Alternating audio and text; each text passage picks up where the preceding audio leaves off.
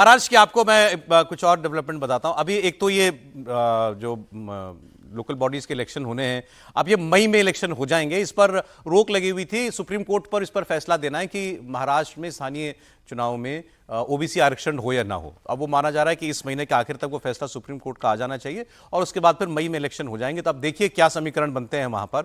लेकिन इससे पहले अमित शाह अभी गए थे महाराष्ट्र और वहां उन्होंने अपनी पार्टी की बैठक के दौरान जो बातें कही, बहुत खुलकर उन्होंने शरद पवार और फिर उद्धव ठाकरे पर हमला बोला। लेकिन इस बार उनके निशाने पर शरद पवार ज्यादा थे। क्यों, यह आपको जरा समीर जी बताएंगे। उन्होंने कहा कि शरद पवार ने हमेशा धोखेबाजी की राजनीति की है और 1978 में उन्होंने अपने गुरु को नहीं छोड़ा था तो किसी और को क्या छोड़ेंगे। 34 साल की उम्र में सबसे छोटी आयु के मुख्यमंत्री बन गए थे देश में और उस वक्त शंकरराव चौहान साहब की सरकार थी जी, उसमें ये मंत्री थे और उसके बाद सबसे कॉन्फिडेंट लोगों में जी हाँ, उन्हीं को धोखा दिया, विधायक बाहर लेकर के आ गए और उसके बाद इन्होंने जनता पार्टी के साथ मिलकर सरकार बनानी। तो वो उस दौर की याद करा रहे थे अमित शाह और उन्होंने कहा कि इस चुनाव में महाराष्ट्र की जनता ने सारे धोखेबाजों को 20 फीट जमीन में गाड़ दिया।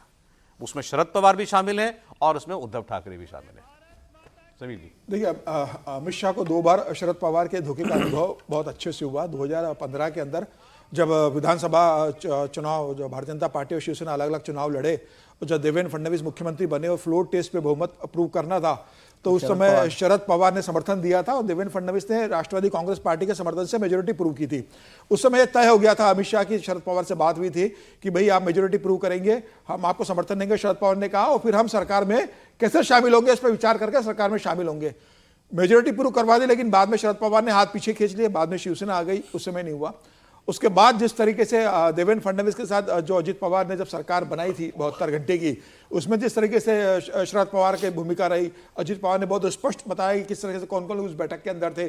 शरद पवार ने उसको स्वीकार किया। उसके बाद शरद पवार ने 48 घंटे के अंदर अपने विधायकों को बुला लिया और किस तरीके से भारतीय जनता पार्टी को सरकार गई और एक शर्मिंदगी का सबब भारतीय जनता पार्टी। मैंने ये सवाल इसलिए उठाया क्योंकि कभी शरद पवार को ऐसे मतलब इतने तीखे अंदाज में किसी ने जवाब नहीं दिया। कोई बोलता नहीं उनके खिलाफ ऐसे। बिल्कुल नहीं, अमित शाह धोखेबाज हैं, पीठ में छुरा फोकने वाले हैं। अमित शाह जी ने चुनाव 2019 का जब चुनाव हुआ था तब भी इस बात का जिक्र करा था, इस बार भी जिक्र करा। लेकिन लोकसभा चुनाव में जिस तरीके से परिणाम आए थे जो भारतीय जनता पार्टी के पक्ष में नहीं थे, उसके बाद मुझे लगा भारतीय जनता पार्टी ने जिस तरीके से चुनाव लड़ा और उसके विपरीत जिस तरीके से विधानसभा में जीत दर्ज की, तो उसी का सम्मान समारोह संभाजी नगर में हो रहा था और संभाजी नगर में अमित शाह गए थे बोलने के लिए। शिरडी के साईं बाबा के दर्शन भी उन्होंने उस समय किए।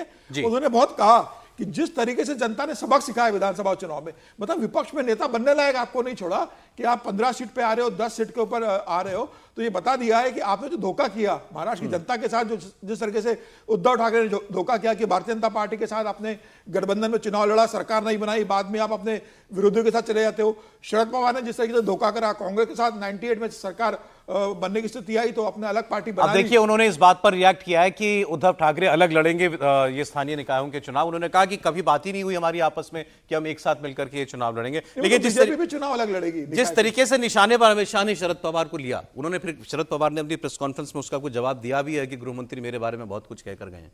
नहीं, देखिए, मतलब एक तो होता है कि जुबानी जमा खर्च करना और एक होता है कि ऐसा कर देना कि वो बरसों याद रहे।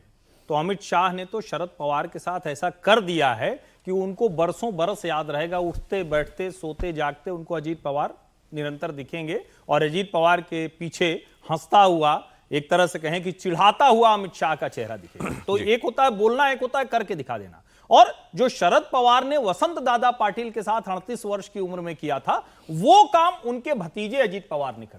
तो ये बड़ा महत्वपूर्ण है और इसीलिए जब हमलावर होते हैं तो बड़ा सीधे से बात है कि थोड़ा रीअलाइनमेंट हो, थोड़ा सा वहां की जो पॉलिटिक्स है वो थोड़ा बदले।